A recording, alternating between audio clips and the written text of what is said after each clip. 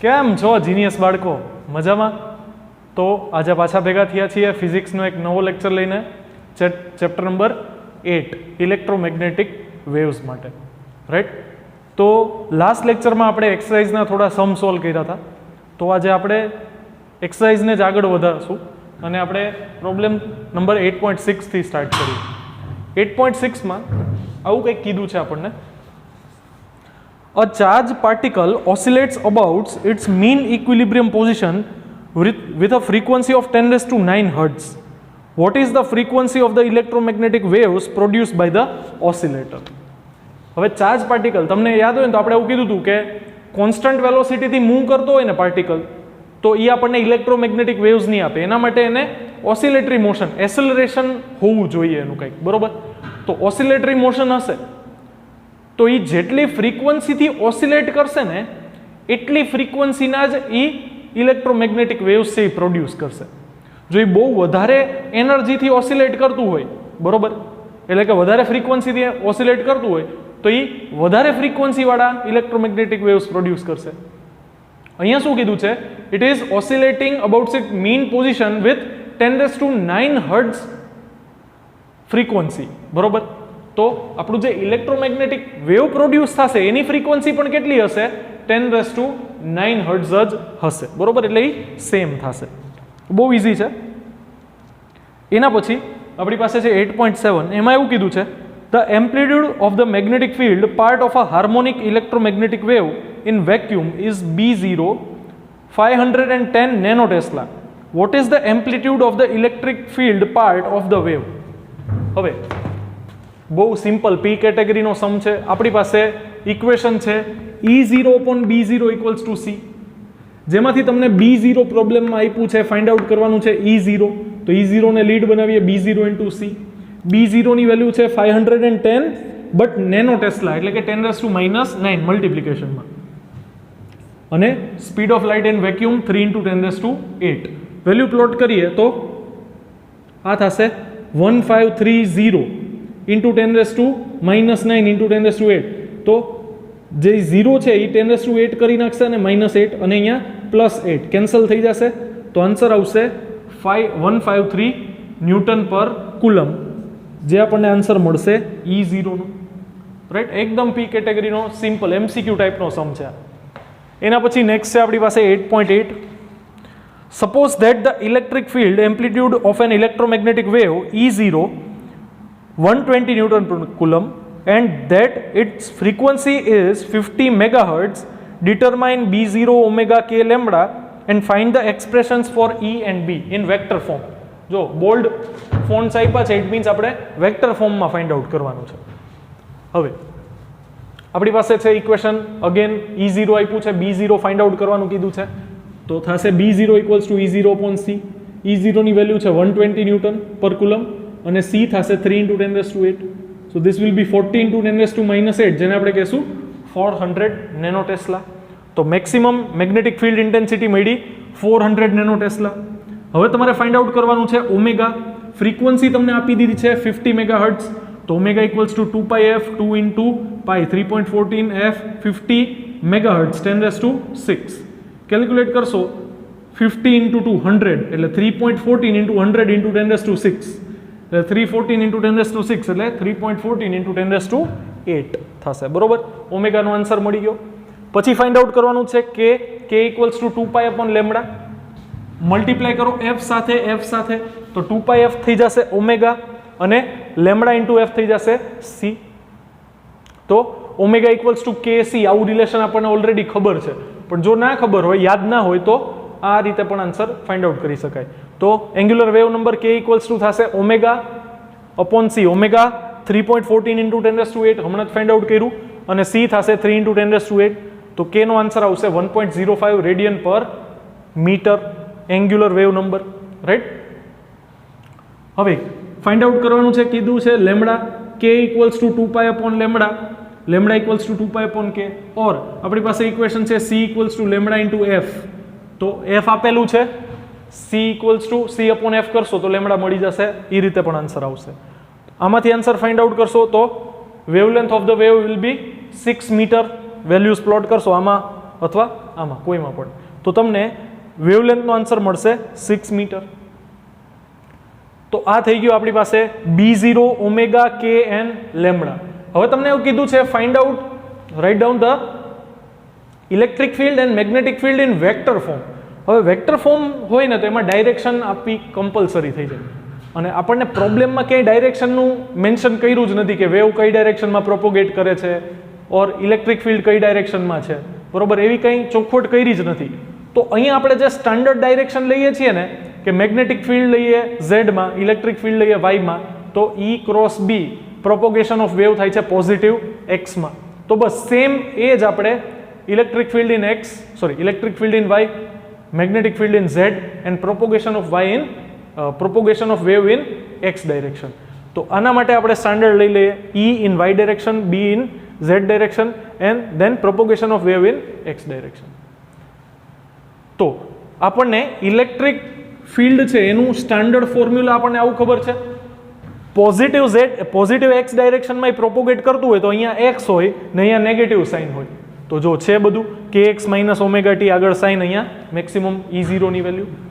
તો બસ E0 આપણને આપેલું છે 120 ન્યૂટન પર કુલમ, સાઇન k ની વેલ્યુ આપણને મળી છે 1.05, ક્યાં ગયું અહીંયા રહ્યું, બરોબર, k 1.05 into x, negative sine ઓમેગાની વેલ્યુ આપણને મળી 3.14 ઇન્ટુ 10⁸, જો ઓમેગાના પ્લેસ ઉપર 3.14 ઇન્ટુ 10⁸ ટી, અને કઈ ડાયરેક્શનમાં ઇલેક્ટ્રિક ફિલ્ડ છે પોઝિટિવ y, તો j કેરેટ, અને 120 ન્યૂટન પર કુલમ છે એટલે યુનિટ ન્યૂટન પર કુલમ.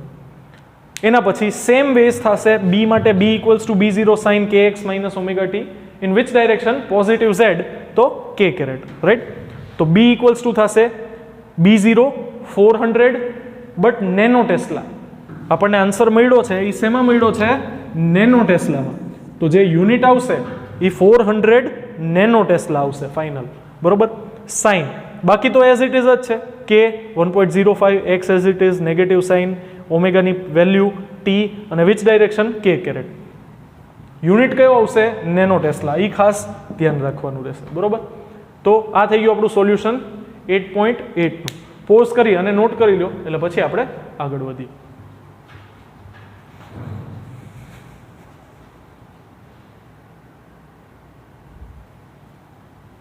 ચલો, તો એના પછી આપણી પાસે છે સમ નંબર 8.9. હવે 8.9 નો પ્રોબ્લેમ કંઈક આવો છે. The terminology of different parts of the electromagnetic spectrum is given in the text. Use the formula E equals to hf for energy of a quantum of radiation photon and obtain the photon energy in units of electron volt for different parts of the electromagnetic spectrum. In what way are the different scales of photon energies that you obtain related to the source of electromagnetic radiation? હવે આપણે એવું કીધું કે different type of waves છે, બધાની frequency different છે, બધાની frequency different છે, બધાની વેવલેન્થ ડિફરન્ટ છે. તો આ વેવલેન્થ ફ્રીક્વન્સી ડિફરન્ટ શું કામે છે, એ ડિફરન્ટ એટલા માટે છે because they carry different amount of energy. કોઈ એક વિઝિબલ લાઇટ છે એ આપણી સ્કિન ઉપર ઇમ્પેક્ટ થાય એનો, બરોબર, તો એ આપણી એનર્જી, એ આપણી સ્કિનને એનર્જી સપ્લાય કરશે. તો એ એનર્જીથી આપણી સ્કિન છે એ બર્ન નથી થઈ જતી. પણ બીજા ટાઈપના વેવ્સ છે જેની પાસે બહુ હાઈ એનર્જી છે, જે આવીને આપણી સ્કિન ઉપર ઇમ્પેક્ટ થાય, બરોબર, તો એ આપણી સ્કિનને ડેમેજ કરે છે, બરોબર.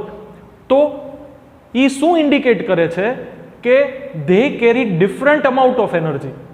હવે ડિફરન્ટ અમાઉન્ટ ઓફ એનર્જી હોય એનાથી જ આપણે એને ડિફરન્શિએટ કરીએ. વેવલેન્થ અને ફ્રીક્વન્સીથી તો આપણે એને ડિફરન્શિએટ કર્યા કે ભાઈ વેવલેન્થ ઇન્ક્રીઝ હાયર હશે, લોઅર હશે, ફ્રીક્વન્સી હાયર હશે, લોઅર હશે, એના બેઝિસ ઉપર તો આપણે એને ડિફરન્શિએટ કર્યા. બટ વેવ્સ છે ને એ કેટલી એનર્જી લઈને ટ્રાવેલ કરે છે ને એના બેઝિસ ઉપર એ ડિફરન્શિએટ થશે, બરોબર. તો different kind of waves will carry different amount of energy, અને એ એનર્જી મેજર થાય છે ઇલેક્ટ્રોન વોલ્ટમાં, બરોબર. આપણે જનરલી એનર્જી મેજર કરીએ છીએ જૂલમાં, બટ એ મેજર થાય છે ઇલેક્ટ્રોન વોલ્ટમાં. અને જો કોઈ જો કોઈ વેવની ફ્રીક્વન્સી તમારી પાસે હોય તો એની સાથે એસોસિએટેડ એનર્જી, એ છે ને એનર્જીના પેકેટ્સ ફોટોન તરીકે એને નામ આપવામાં આવ્યું છે. આપણે આના પછીનું જે નેક્સ્ટ ચેપ્ટર લેવાના છીએ, બરોબર, ડ્યુઅલ નેચર ઓફ વેવ, બરોબર, પાર્ટિકલ, તો એ આપણે એમાં આ જ વસ્તુ ડિટેલમાં ખરેખર કોન્સેપ્ટ છે એ એનર્જીનો કોન્સેપ્ટ છે 11 ચેપ્ટરનો છે. બટ આપણે આ ચેપ્ટરમાં એનો એક સમ આવ્યો છે તો એ સોલ્વ કરવો પડશે. તો એમાં જે તમને ઇક્વેશન આપ્યું છે ને, ઇક્વેશન ડાયરેક્ટ આપણે એક્સેપ્ટ કરી લેવાનું રહેશે કે જો કોઈ એફ ફ્રીક્વન્સીનો વેવ છે એ ટ્રાવેલ કરતું હોય તો એની પાસે એનર્જી કેટલી હશે, તો E equals to HF, where H is Planck's constant. એ શું છે? પ્લાન્કનો કોન્સ્ટન્ટ છે, રાઈટ? તો એ પ્લાન્ક કોન્સ્ટન્ટ છે એ આપણે એક્સેપ્ટ કરી લેવાનો છે, બરોબર, જેની વેલ્યુ છે એ 6.63 ઇન્ટુ 10⁻34 છે. પ્લાન્ક્સ કોન્સ્ટન્ટ છે એની વેલ્યુ ફિક્સ્ડ છે 6.63 ઇન્ટુ 10⁻34. તો અહીં આપણી પાસે E ઇક્વલ્સ ટુ HF આવો રિલેશન આપણને પ્રોબ્લેમમાં જ આપી દીધું છે અને તમારે ફાઇન્ડ આઉટ કરવાની છે એનર્જી, કે એનર્જીના બેઝિસ ઉપર કઈ રીતે ડિફરન્ટ કેટેગરીના વેવ્સ છે. આપણી પાસે બહુ બધા ટાઈપ્સના વેવ છે ને, તો એ ટાઈપમાંથી આપણે પહેલું સિલેક્ટ કરીએ રેડિયો વેવ. હવે રેડિયો વેવની વેવલેન્થ છે એ 1 મીટર ઓર 0.1 મીટરથી ગ્રેટર હોય. તો જો તમે વેવલેન્થ 1 મીટર સિલેક્ટ કરી, ઇટ મીન્સ તમે કયા રિજિયનમાં ગયા રેડિયો વેવ્સમાં, એ ફિક્સ થઈ ગયું. તો આપણી પાસે ઇક્વેશન છે E ઇક્વલ્સ ટુ HF અને ઇક્વેશન છે C equals two lambda into F. તો આમાંથી જો તમે F ને લીડ બનાવો તો C અપોન લેમ્બડા એ તમને F આપશે. તો F ને આપણે રિપ્લેસ કરીએ C અપોન લેમ્બડાથી. H ની વેલ્યુ મેં તમને ઓલરેડી કહી દીધી. વેવલેન્થ લીધી છે આપણે 1 મીટર. બધું પ્લોટ કરશું તો આન્સર મળશે 19.89 ઇન્ટુ 10⁻26 બટ ઇન જૂલ. હવે જો તમારે જૂલને કન્વર્ટ કરવા હોય, તો એને ડિવાઈડ કરવા પડે વિથ 1.6 ઇન્ટુ 10⁻19 થી ડિવાઈડ કરવા પડે, વિચ ઇઝ ચાર્જ ઓફ ઇલેક્ટ્રોનનો charge or charge of unit charge, બરોબર, 1.6 ઇન્ટુ 10⁻19. તો આ જૂલનો આન્સર આવે, એનાથી આપણે આને જૂલના આન્સરને ડિવાઈડ કરશું બાય 1.6 ઇન્ટુ 10⁻19, તો એ તમને આન્સર મળશે ઇલેક્ટ્રોન વોલ્ટમાં, જે પણ કોનો યુનિટ છે તો કે એનર્જીનો જ છે. બટ આ આપણે સ્ટડી કરવાના છીએ 11 ચેપ્ટરમાં, રાઈટ? તો એને ડિવાઈડ કરીએ તો આપણને આન્સર મળશે 12.4 ઇન્ટુ 10⁻7 ઇન ઇલેક્ટ્રોન વોલ્ટ. તો આ થઈ જશે 1.24 ઇન્ટુ 10⁻6 ઇલેક્ટ્રોન વોલ્ટ. તો જો જે રેડિયો વેવ્સ છે એની પાસે એનર્જી બહુ જ લેસ છે. હવે જઈએ આપણે જોઈએ એકદમ સ્પેક્ટ્રમમાં સૌથી નીચે ગયા રેડિયો વેવ્સ પાસે, સૌથી ઉપર જઈએ ગામા રેસ પાસે. ગામા રેસ છે, બરોબર, એની રેન્જ છે એ 10⁻12 મીટર અરાઉન્ડ હોય, બરોબર. તો એની વેવલેન્થ આપણે લઈએ 10⁻12. સેમ પ્રોસેસ કરીએ HC અપોન લેમ્બડામાં. C ની વેલ્યુ ખબર છે, H ખબર છે, લેમ્બડા પ્લેસ કરીએ 10⁻12. કેલ્ક્યુલેટ કરીએ, આન્સર આવશે 19.89 ઇન્ટુ 10⁻14 જૂલ. અહીંયા તો 10⁻26 જૂલ, અહીંયા છે 10⁻14 જૂલ. જો અહીંયા 1 હતું, અહીંયા 10⁻12 છે, એટલે એટલો ડિફરન્સ આવ્યો 10⁻12 નો. તો જો હવે જૂલમાંથી મારે ઇલેક્ટ્રોન વોલ્ટમાં કન્વર્ટ કરવા હોય તો ડિવાઈડ કરવા પડે 1.6 ઇન્ટુ 10⁻19 થી. સેમ આન્સર આવશે 12.4, બટ પાવર આવશે 10⁻5, તો એ થઈ જશે 1.24 ઇન્ટુ 10⁻6 ઇલેક્ટ્રોન વોલ્ટ. તો એ થઈ ગયું 1.24 million electron volt. That's why radio waves કરતા ગામા રેઝની એનર્જી એટલી બધી વધારે છે. એટલે જ આપણે ગામા રેઝનો યુઝ શેના માટે કરતા હતા? અમુક કેન્સર સેલ્સને બર્ન કરવા માટે. હવે કોઈ પણ વેવ છે એ બર્ન ક્યારે કરી શકે? જ્યારે એની પાસે બહુ બધી એનર્જી હોય. રેડિયો વેવ ઇમ્પેક્ટ કરશો, એની પાસે એનર્જી બહુ લેસ છે, એ કેન્સર સેલ્સને બર્ન નહીં કરી શકે. બટ ગામા રેઝ છે એ કેન્સર સેલ્સને બર્ન કરી શકશે, બીકોઝ એની પાસે બહુ ટ્રિમેન્ડસ અમાઉન્ટ ઓફ એનર્જી છે. ધેટ્સ વાય એ હેઝર્ડસ છે, બરોબર. હવે એક લોએસ્ટ એક હાઈએસ્ટ લઈ લીધું, તો એક ઇન્ટરમીડિયેટ લઈ લઈએ. વિઝિબલ લાઇટ જે આપણને ખબર જ છે 500 નેનોમીટર, એટલે 5 ઇન્ટુ 10⁻7 મીટર લઈએ. સેમ પ્રોસેસ કરીએ HC અપોન લેમ્બડામાં. H ની વેલ્યુ ખબર છે, C ખબર છે. લેમ્બડામાં આ વખતે મૂકીએ 5 ઇન્ટુ 10⁻7. કેલ્ક્યુલેશન કરીએ જૂલમાં આન્સર આવશે 3.978 ઇન્ટુ 10⁻19 જૂલ. એને ડિવાઈડ કરી નાખો 1.6 ઇન્ટુ 10⁻19 થી, તો આન્સર આવી જશે ઇલેક્ટ્રોન વોલ્ટમાં, ને આન્સર આવશે 2.5 ઇલેક્ટ્રોન વોલ્ટ. તો વિઝિબલ લાઇટ છે એની પાસે એનર્જી છે, બટ ઇન્ટરમીડિયેટ સ્ટેજમાં છે. એટલે આપણને જ્યારે વિઝિબલ લાઇટ જે સનલાઇટ છે એ આપણી પાસે આવે છે તો આપણને એનર્જી ફીલ થાય છે, બરોબર. સો ધેટ્સ વાય ધીસ ઇઝ. તો આપણે શું કર્યું, આપણે એનર્જીના બેઝિસ ઉપર આપણે એને ડિફરન્શિએટ કર્યા. હવે તમારી પાસે એનર્જી આવે ક્યાંથી, તો કે કોણ તમને પ્રોડ્યુસ કરે છે ને એની ઉપર ડિપેન્ડ કરે. તો કે ડિફરન્ટ સોર્સ છે ને એ ડિફરન્ટ એનર્જીના વેવ્સ પ્રોડ્યુસ કરે. આપણે જોયું કે 10⁹ હર્ટ્ઝથી ઓસિલેટ કરતો ચાર્જ હોય તો એ 10⁹ હર્ટ્ઝનું વેવ પ્રોડ્યુસ કરશે. બટ જો એની પાસે એનર્જી બધી વધારે હશે તો એની ફ્રીક્વન્સી હાઈ હશે. તો એની ફ્રીક્વન્સી હાઈ હશે તો એની વેવલેન્થ વેરી લેસ હશે. ફ્રીક્વન્સી બહુ હાઈ હશે ઇટ મીન્સ એની પાસે બહુ એનર્જી છે, તો એના સોર્સ ઉપર ડિપેન્ડ કરે. તો different type of source produce different type of electromagnetic waves. સમજાય છે? જુદા જુદા સોર્સમાંથી જુદા જુદા ટાઈપના વેવ્સ પ્રોડ્યુસ થાય છે અને એ જુદી જુદી એનર્જી કેરી કરે છે. તો અત્યાર સુધી આપણે લેમ્ડા અને એફ ઉપર આપણે એને ડિફરન્શિએટ કરતા હતા, વેવલેન્થ અને ફ્રીક્વન્સી ઉપર. અહીંયા આપણે એનર્જીના બેઝિસ ઉપર પણ વેવ્સને ડિફરન્શિએટ કરી શકીએ, બરોબર. અને સોર્સ ચેન્જ થશે, એનર્જી ચેન્જ થશે, ફ્રીક્વન્સી ચેન્જ થશે, વેવલેન્થ ચેન્જ થશે. ટપા પડતા હે? તો આ રીતે આપણને ડિફરન્ટ વેવ્સ મળશે. 11 ચેપ્ટરમાં ડિટેલમાં સ્ટડી કરવાના જ છીએ, બહુ ચિંતા કરવાની રિક્વાયરમેન્ટ નથી, બરોબર. પોઝ કરી અને નોટ કરી લો.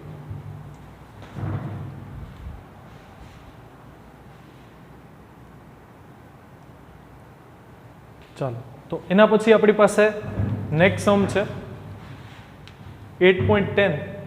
પ્રોબ્લેમ કંઈક આવું છે. In a plane electromagnetic wave, the electric field oscillates sinusoidally at a frequency of 2 into 10⁻10 Hz and amplitude 48 volt per meter. What is the wavelength of the wave? First question. What is the amplitude of the oscillating magnetic field? Then show that the average energy density of electric field equals to the average energy density of the magnetic field. આવું આપણે લાસ્ટમાં prove કરવાનું છે. First of all તમને C equals two lambda into F આપણી પાસે equation છે, lambda find out કરવાનું કીધું છે. લેમ્ડા ઇક્વલ્સ ટુ થશે C upon F, where F is 2 into 10⁻10. C ની વેલ્યુ આપણને ખબર છે 3 ઇન્ટુ 10⁻8. પ્લોટ કરીએ, કેન્સલ થશે, આન્સર આવશે વેવલેન્થનો 1.5 ઇન્ટુ 10⁻2 મીટર. પછી સેકન્ડ ક્વેશ્ચન તમને પૂછ્યો છે કે what is the amplitude of the oscillating magnetic field. હવે ઇલેક્ટ્રિક ફિલ્ડનું એમ્પ્લિટ્યુડ તમને આપ્યું છે 48 વોલ્ટ પર મીટર. E0 આપી દીધું છે, B0 પૂછ્યું છે. B0 ને લીડ બનાવીએ તો એ થશે E0 upon C. E0 નું વેલ્યુ 48, C ની વેલ્યુ આપણને ખબર છે 3 ઇન્ટુ 10⁸. તો આન્સર મળશે 16 into 10⁻8 tesla, which is 1.6 into 10⁻7 tesla. તો આ આપણો આન્સર થઈ ગયો મેગ્નેટિક ફિલ્ડનું, બરોબર. એના પછી તમને એવું કીધું છે કે prove that average energy density in electric field is equals to average energy density in magnetic field. હવે આપણી પાસે એનર્જી ડેન્સિટી ઇન ઇલેક્ટ્રિક ફિલ્ડનું ઇક્વેશન છે UE equals to half epsilon 0 E square, right? યાદ આવે છે ને આવું કંઈક, બરોબર. Then average energy density in magnetic field UB equals to μ0 B square divide by 2. જો હાફ અને E સ્ક્વેરના પ્લેસ ઉપર B સ્ક્વેર આવે છે, હાફ અને E square B square same છે, μ0 થશે 1 અપોન એપ્સિલોન 0. ઇટ મીન્સ અહીંયા એપ્સિલોન 0 છે, અહીંયા એને રિપ્લેસ કરી નાખશે μ0, રાઈટ? તો આ કેસમાં 2μ0 B સ્ક્વેર ઓવર 2μ0, બરોબર. ડિનોમિનેટરમાં આવશે, એપ્સિલોન 0 ના પ્લેસ ઉપર આવશે 1 અપોન μ0, બરોબર. એક ન્યુમરેટરમાં છે, બીજું ડિનોમિનેટરમાં છે. બાકી હાફ અને E સ્ક્વેરની પ્લેસ લઈ લીધું અહીંયા B સ્ક્વેર. હવે આપણી પાસે C equals to 1 upon under root μ0 epsilon 0 આવું એક રિલેશન છે. LHS RHS સ્ક્વેર લઈએ તો સી સ્ક્વેર ઇક્વલ્સ ટુ થશે 1/μ0 ઇન્ટુ એપ્સિલોન 0. μ0 ને લીડ બનાવશો તો થશે 1/c square into epsilon 0. C square અહીંયા μ0 અહીંયા, બરોબર. પ્લસ આપણી પાસે રિલેશન છે E/b ઇક્વલ્સ ટુ c, એમાંથી b ને લીડ બનાવીએ તો એ થશે E/c. હવે આપણું જે આ રિલેશન છે ને UB equals to b square upon 2μ0,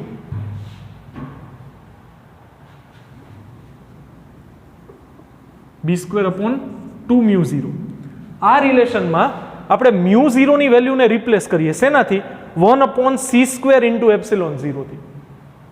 તો b સ્ક્વેર અપોન 2μ0, એમાં b સ્ક્વેર અત્યારે રાખીએ 2 અને μ0 ને રિપ્લેસ કરીએ 1/c સ્ક્વેર એપ્સિલોન 0 થી.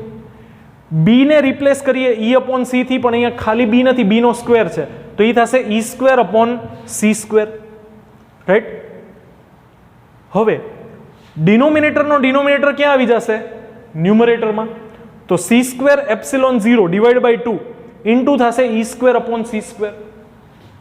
તો c સ્ક્વેર અને c સ્ક્વેર કટ થઈ જશે. રિમેનિંગ શું રહેશે? Half epsilon 0 e square. Half epsilon 0 e square શેનું આન્સર છે? તો કે energy density in electric field. તો તમે હાફ એપ્સિલોન 0 e સ્ક્વેર ના પ્લેસ ઉપર શું લખી શકો? UE. ચાલુ ક્યાંથી કર્યું હતું? UB થી. તો આપણે પ્રૂવ કરી દીધું UE ઇક્વલ્સ ટુ UB, બરોબર. બહુ સિમ્પલ જ છે પ્રૂફ, આનું બહુ કંઈ ડિફિકલ્ટ છે નહીં, બરોબર. આપણે એકાદ લેક્ચરમાં એવું કીધું હતું કે આ પ્રૂફ આવશે આગળ, તો આ પ્રૂફ છે સિમ્પલ એકદમ. U ઇક્વલ્સ ટુ UB તમે લઈ શકશો, બરોબર. તો 8.10 સુધી આપણે સોલ્વ કર્યું, એમાં આપણી મેઇન એક્સરસાઇઝ છે એ કમ્પ્લીટ થાય છે. હવે એડિશનલ એક્સરસાઇઝ પેન્ડિંગ રહેશે જે આપણે નેક્સ્ટ લેક્ચરમાં સ્ટડી કરશું, બરોબર.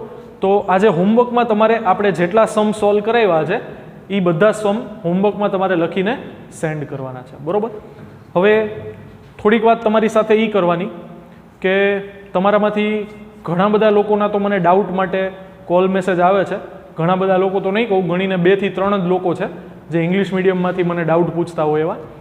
તો પ્લીઝ મહેરબાની કરીને જે તમારી રિધમ છે જે આખી એ બ્રેક ના થવા દેતા, પ્રિપેરેશન કરતા રહેજો, બરોબર.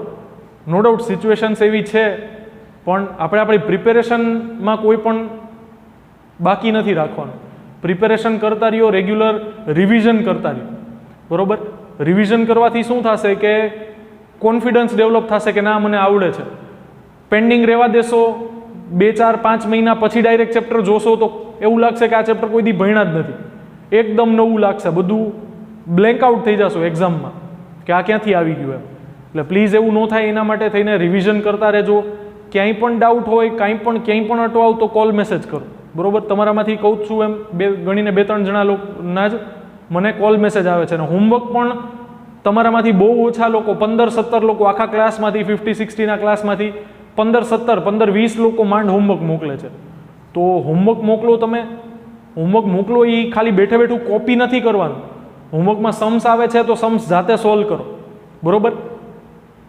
આમ એકદમ આમ ડિસ્કનેક્ટેડ થઈ ગયા હોય એવું લાગે છે, એટલે નો ડાઉટ બધી સિચ્યુએશન છે એવી, બટ આપણે ડિસ્કનેક્ટેડ નથી થવાનું. આપણે તો આપણી એક્ઝામ આવશે as it is schedule declare થશે, એક્ઝામ આવશે, બધું આપણા માટે તો સેમ રૂટીન જ ચાલે છે, બરોબર. તો ખાસ ધ્યાન આપો. અને જેટલા લોકો થોડાક આમ ડિફ્લેક્ટ થઈ ગયા છો ને વેથી એમ પ્રોપર, એ થોડાક પાછા આવી જાઓ વે ઉપર, પ્રિપેરેશન કરો. અને ક્યાંય પણ અટવાવ તો મને કોલ મેસેજ કરો, બરોબર. તો મળીએ નેક્સ્ટ લેક્ચરમાં. ત્યાં સુધી keep preparing. All the very best. Thank you very much.